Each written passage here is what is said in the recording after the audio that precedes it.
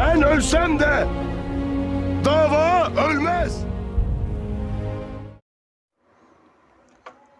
بنو مروان اپنے دور کی سب سے مضبوط اور عالی شان اور عسکری بنیادوں پر نہایت مستحکم حکومت کے مالک تھے۔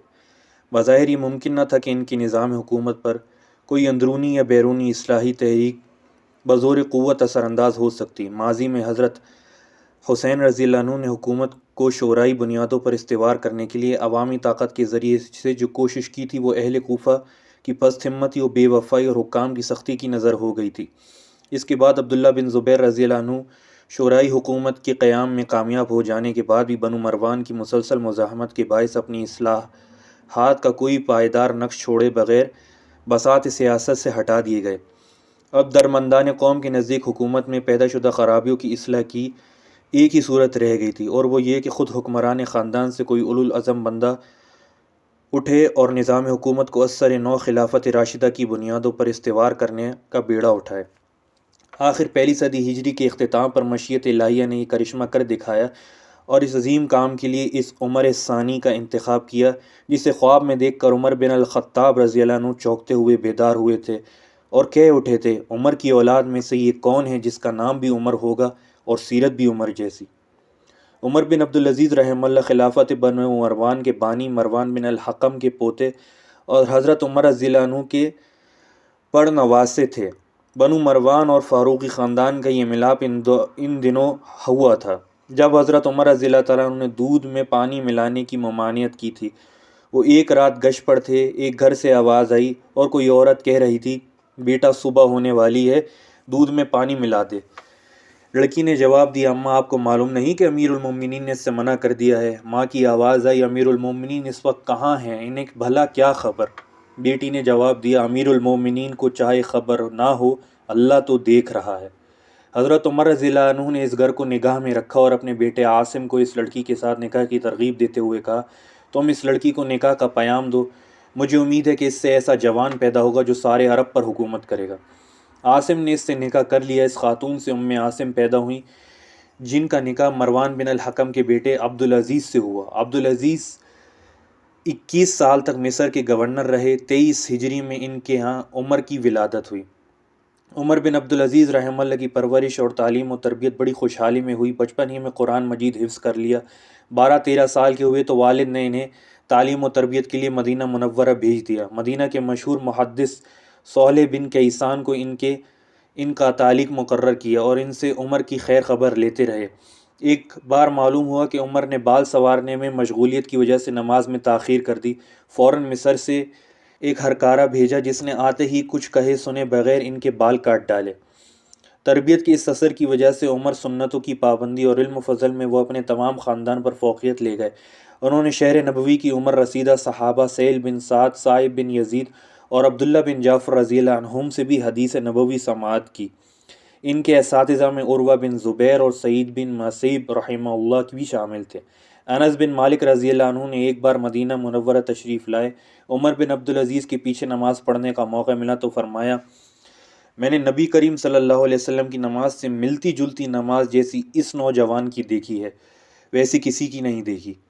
عمر بن عبدالعزیز رحمہ اللہ کا رنگ گندمی، چہرہ حسین اور ستوہ، داڑھی خوبصورت اور جسم توانا و سڈول تھا۔ البتہ خلافت کے بعد سخت مجاہدی کی وجہ سے آپ دبلے پتلے ہو گئے اور آنکھیں اندر کو دھس گئی تھیں۔ دولت کی ریل پیل کی وجہ سے ان کی زندگی بنو مروان کی ناز و نعمت میں پلے ہوئے شہزادوں کی سی تھی۔ اپنے زمانے کے سب سے خوش لباس انسانوں میں شمار ہوتے، قیمتی سے قیمتی پوشاک اور عمدہ سے عمدہ خوشبوئیں استعمال کیا کرتے تھے۔ جس گلی سے گزر جاتے وہ دیر تک عطر سے مہکتی رہتی۔ جو لباس ایک بار استعمال کر لیتے دوبارہ اس کی باری نہ آتی۔ ناز و نعمت نے ان کی طبیعت اور چال میں ایک خاص نزاکت پیدا کر دی تھی، اس لیے ان کے ناز و ادا سے چلنے کا ایک نرالا انداز تھا۔ یہ انداز انداز یعنی عمریہ اسٹائل کے نام سے مشہور ہو گیا تھا۔ مدینہ کے بچے اور بچیاں اس کی نقل کرنے کی کوشش میں رہتے تھے۔ آپ کو دیکھ کر دور اندیش لوگ کہہ اٹھے تھے کہ یہ نوجوان آگے چل کر غیر معمولی رتبہ پائے گا۔ خالد بن یزید نے آپ کے متعلق اپنی ایک ملاقات میں کہا، تمہاری زندگی رہی تو تم اس نوجوان کو ہدایت کا امام دیکھو گے۔ آپ شروع سے حکام کی سختی اور استبداد کو معاشرے کے لیے زہر قاتل تصور کرتے تھے۔ ولید بن عبد الملک چونکہ سپاہی پیشہ حکمران تھا، اس لیے اس نے اکثر صوبوں میں فوجی مزاج کے گورنر مقرر کیے تھے، جن کی سخت گیری دیکھ کر عمر بن عبدالعزیز کہا کرتے تھے شام میں ولید، عراق میں حجاج، یمن میں اس کا بھائی محمد بن یوسف، مصر میں قرہ بن شریک اور حجاز میں عثمان بن حیران مری، اللہ کی زمین ظلم سے بھر چکی ہے۔ ولید بن عبد الملک نے اپنے دور میں جب انہیں مدینہ منورہ کا گورنر بنایا تو انہوں نے ایک مثالی حاکم کا کردار پیش کرنے کی کوشش کی اور اپنے حسن سلوک اور عمدہ کردار سے رعایت کی دل جیت لیے۔ عمر بن عبدالعزیز کے ذہن میں شروع سے حکومت اسلامیہ کا وہ نقشہ جا گزیر تھا جو خلفائے راشدین کے دور میں دکھائی دیتا تھا، جس کا ڈھانچہ قرآن و سنت کی نصوص میں موجود ہے اور جس کی تفصیلات وہ سیرت و تاریخ کی روایت میں پڑھنے میں اور سنتے رہتے ہیں۔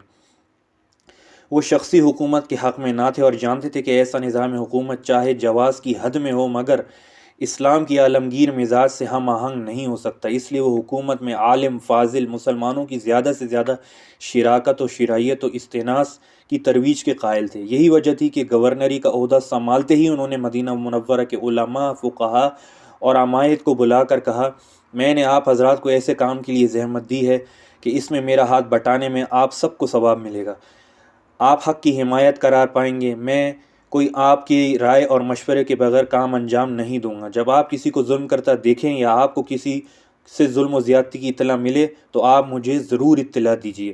ان علماء و فقہاء میں قاسم بن محمد، عروہ بن زبیر، سالم بن عبداللہ بن عمر بن عمر، ابو بکر بن عمر اور سعید بن المسیب جیسے اساتین علم شامل تھے۔ عمر بن عبدالعزیز ان سے مشورے لیتے اور ان کا نہایت احترام کرتے تھے۔ سعید بن المسیب رحمہ اللہ کسی خلیفہ یا امیر کے پاس نہ جاتے تھے مگر عمر بن عبدالعزیز کے پاس جانے سے انہیں انکار نہ تھا۔ مدینہ میں قیام کے دوران عمر بن عبدالعزیز مسجد نبوی میں بکثرت ذکر و عبادت میں مشغول رہتے۔ نماز فجر کے لیے مسجد میں آتے تو اسی جگہ بیٹھ کر مصحف لے کر تلاوت شروع کر دیتے اور اتنا روتے کہ داڑھی تر ہو جاتی۔ وہ تابعین اکرام کا پورا احترام ملحوظ رکھتے۔ ایک شب مسجد نبوی میں نوافل کے دوران نہایت خوش الحانی سے تلاوت کر رہے تھے۔ سعید بن مسیب رحمہ اللہ بھی مسجد میں قریب ہی کہیں تھے۔ انہیں ناگوار گزرا، اپنے غلام سے کہا، اس قرات کرنے والے کو یہاں سے ہٹاؤ، اس کی آواز ہمیں پریشان کر رہی ہے۔ غلام اپنی جگہ سے نہ ہلا اور حضرت عمر رحمہ اللہ بدستور اپنے دھیان میں مصروف تلاوت رہے۔ کچھ دیر بعد سعید بن مسیب رحمہ اللہ غلام سے دوبارہ کہا، ارے میں نے انہیں کہا ہے یہاں سے ہٹاؤ۔ غلام بولا، حضرت مسجد ہماری جاگیر تو نہیں؟ اس دوران حضرت عمر کے کانوں میں یہ آواز پڑ گئی، وہ فوراً اٹھے اور مسجد کے دوسرے کونے میں چلے گئے۔ ایک بار آپ نے اپنے قاصد کو حضرت سعید بن مسیب رحمہ اللہ کے پاس ایک مسئلے پوچھنے کے لیے بھیجا۔ اس نے غلطی سے جا کر کہہ دیا کہ امیر صاحب آپ کو بلا رہے ہیں۔ سعید بن مسیب کسی خلیفہ یا امیر کے یہاں جانا پسند نہ کرتے تھے مگر عمر بن عبدالعزیز کا بلا و ابار خاطر نہ ہوا، وہ چلے آئے۔ عمر بن عبدالعزیز نے انہیں آتے دیکھا تو معذرت کی اور فرمایا، ہم نے قاصد کو آپ سے مسئلہ پوچھنے کے لیے بھیجا تھا، اس نے غلطی سے آپ کو آنے کا کہہ دیا، خدا را آپ واپس جا کر اپنی جگہ تشریف لے جائیں، قاصد وہیں آ کر آپ سے مسئلہ دریافت کرے گا۔